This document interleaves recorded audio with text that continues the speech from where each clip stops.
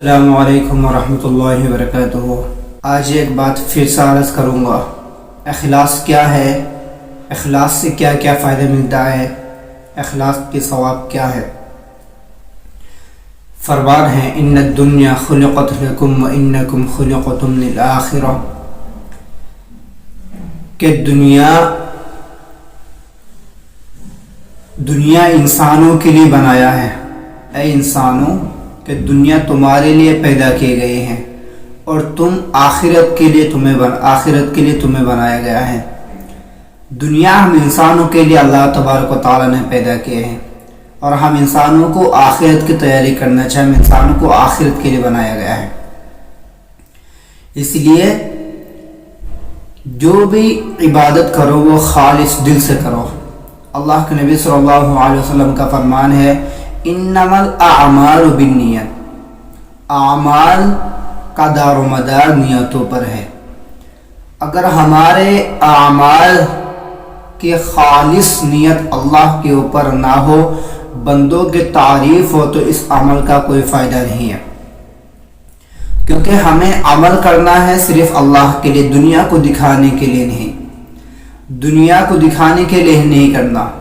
آج کل ہم کچھ بھی کرتے ہیں، مسجدوں میں صدقہ دیتے ہیں تو پہلے بتا دیتے ہیں میں مسجدوں میں اتنا روپیہ دوں گا، غریبوں کو اتنا صدقہ دوں گا، تو یہ ایک ریاکاری بن جاتا ہے، اس کا کوئی ثواب ہی نہیں ملے گا پھر آپ کو، کیونکہ لوگ ہی آپ کو اگر دنیا میں ہی تعریف کر دے گا تو پھر اس کا ثواب آپ کو آخرت میں نہیں ملے گا۔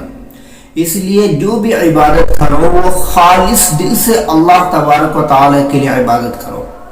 اتنی چھوٹی عبادت بھی اگر آپ نے اللہ کے لیے کیا ہے وہ بھی جنت میں جانے کے لیے کافی ہے۔ اگر دنیا میں دکھانے کے لیے ہی اگر آپ نے زندگی بھر بھی آپ نے عمل کیا تو اس عمل کا کوئی فائدہ نہیں، اگر لوگوں کو دکھانے کے لیے کیا ہو۔ حضرت علی رضی اللہ تعالی عنہ کا ایک ایسے شخص پر، جب کسی شخص کو مارنے والا تھا، قتل کرنے والا تھا اللہ کے واسطے، اللہ کے دین کے خاطر، تو اس شخص نے حضرت علی رضی اللہ تعالی عنہ کو تھوک مارا، تو انہوں نے اسی وقت ان کو چھوڑ دیا۔ کیوں چھوڑا؟ اس لیے پہلے اللہ کے واسطے، اللہ کے دین کے خاطر ان کو مارنے والا تھا، اب ان کو اوپر تھوک مارا تو اس کے اوپر زیادہ غصہ آ گیا کہ خود کی وجہ سے، اس لیے خود کے لیے نہیں کرنے والا تھا، اس لیے اس شخص کو چھوڑ دیا گیا۔ تو اس بات سے یہ ہمیں یہ بات ملتا ہے کہ خالص اللہ کے لیے ہی کرنے چاہیے۔ ایک شرواہا سے ایک بات سنو، ایک بات سیکھنا چاہیے کہ جب کوئی بکری چرانے والا، کوئی بھینس چرانے والا اگر کوئی جنگل میں جا کر اگر نماز پڑھتا ہے تو پھر وہ یہ نہیں سوچتا کہ یہ بکریاں میرے تعریف کریں گے، یہ بھینس میرے تعریف کریں گے، کیونکہ وہ تعریف کر ہی نہیں سکتا۔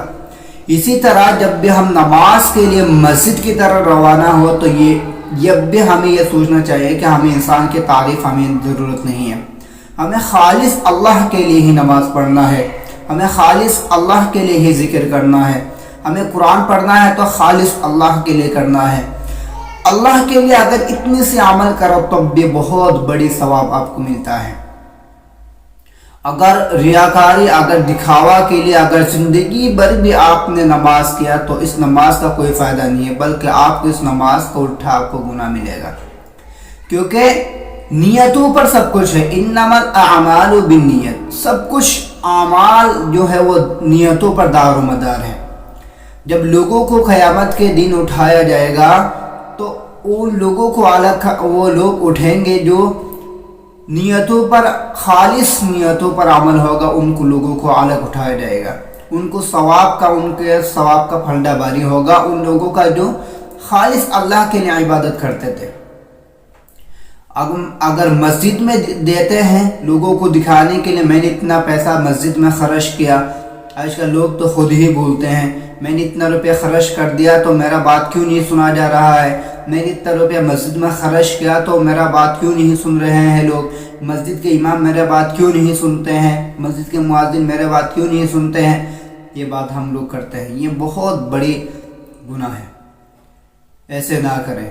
اگر ہم عبادت کریں تو خالص اللہ کے واسطے کریں، دکھاوا کے لیے نہ کرے۔ دکھاوا کے لیے کتنے بھی عبادت کرو، عبادت کا کوئی فائدہ نہیں ہے۔ اللہ تبارک و تعالی ہمیں سمجھ کر عمل کرنے کی توفیق عطا فرمائے۔ اللہ تبارک و تعالی ہم نے خالص نیت اللہ تبارک و تعالی کے واسطے کرنے کی توفیق عطا فرمائے۔ ایک اور واقعہ بنی اسرائیل میں ایک شخص تھا جو عبادت گزار تھا۔ وہ انہوں نے دیکھا کہ ایک پیڑ تھا جس کو لوگ پوجا کرتے تھے، جس کو لوگ مانتے تھے، تو انہوں نے سوچا کہ آج میں جاؤں گا تلوار لے کے اور اس پیڑ کو کاٹ کے ختم کر دوں گا، کیونکہ لوگ اس پیڑ کو مانتے ہیں، اس لیے اس پیڑ کی پوجا کرنا شروع کر دیا لوگوں نے۔ میں اس پیڑ کو کاٹ کے ختم کر دوں گا۔ اور یہ آدمی، یہ شخص نکلتے جاتے جاتے کافی دور تک پہنچا، اس پیڑ کے پاس جا کر پہنچا تو دیکھا کہ وہاں پر شیطان بیٹھا ہوا تھا، بوڑھا شیطان تھا۔ تو انہوں نے ان سے پوچھا کہ تم کس لیے آئے ہو؟ تو فرمایا کہ میں اللہ کے واسطے میں اس پیڑ کو کاٹنا چاہتا ہوں۔ تو آپس میں دونوں کو مقابلہ ہو گیا۔ مقابلہ جب ہوا تو وہ عبادت گزار جو شخص تھا وہ بار بار جیتتے جا رہا تھا۔ جب جیتے جا رہا تھا تو شیطان نے ایک ترکیب سوچی۔ انہوں نے کہا کہ ایسا کرو کہ میں تمہیں پیڑ کاٹنا ضروری نہیں ہے، میں تمہارے گھر میں روزانہ اتنا پیسہ بھیج دیا کروں گا، اتنا اناج بھیج دیا کروں گا تاکہ تم غریبوں کو صدقہ کر سکتے ہو، تم خود بھی کھا سکتے ہو۔ تو فرمایا کہ ٹھیک ہے، کر دینا۔ تو یہ شخص واپس آ گئے۔ تو 2 دن آیا، تیسرے دن آیا، چوتھے دن آیا، پھر دیکھا کہ آنا بند ہو گیا۔ تو یہ شخص پھر دوبارہ تلوار لے کے نکلا کہ اس پیڑ کو کاٹنے کے لیے، کہ میں دوبارہ اس پیڑ کو کاٹ دوں گا۔ تو جب نکلا کہ وہ شیطان جب ملے تو آپس میں پھر دوبارہ مقابلہ ہوا۔ تو اس بار یہ جو عابد جو شخص تھا، جو عبادت گزار شخص تھا، وہ بار بار ہار رہا تھا۔ کیونکہ پہلی بار تو اللہ کے واسطے گیا تھا، اس بار ان کے نیت کچھ اور تھا، اس لیے بار بار ہارے جا رہے تھے۔ اس لیے جو بھی کرو خالص دل اللہ کے واسطے کرو، نماز پڑھو اللہ کے واسطے کرو، ذکر کرو اللہ کے واسطے کرو، کسی کو صدقہ کرو اللہ کے واسطے کرو۔ یہ اللہ کے واسطے کرنے کا ہی سب سے بڑی عمل ہے۔ اتنی چھوٹی ایسی عمل بھی اگر اللہ کے واسطے آپ نے کیا تو احد پہاڑ جتنا بڑا آپ کو ثواب بھی مل سکتا ہے۔ اتنی سی اگر سبحان اللہ بھی اگر آپ نے پڑھا اللہ کے واسطے تو شاید یہی سبحان اللہ آپ کو جہنم سے بچانے کا نجات بن سکتا ہے۔ لیکن زندگی بھر بھی آپ نے دکھانے کے لیے عبادت کیا تو اس عبادت کا کوئی فائدہ نہیں ہے، کیونکہ حدیث کے اندر بھی یہ سارے چیز ملتا ہے، قرآن شریف کے اندر بھی ملتا ہے۔ تو ایک بات اور سنو، انما الاعمال بالنیت، بار بار یہ حدیث بیان کر رہا ہوں، اسی حدیث کے اندر لکھا گیا ہے انما الاعمال بالنیت، اعمال کا دار و مدار نیتوں پر ہے۔ اور اللہ تبارک و تعالیٰ کا فرمان ہے، انسانوں کو اللہ نے اس لیے بنایا، انسانوں کے لیے تو اللہ نے دنیا کو بنایا ہے، لیکن انسانوں کے لیے دنیا کو بنایا ہے، لیکن انسانوں کو اللہ نے آخرت کے لیے پیدا کیا ہے۔ اللہ تبارک و تعالیٰ ہمیں سمجھ کر عمل کرنے کی توفیق عطا فرمائے۔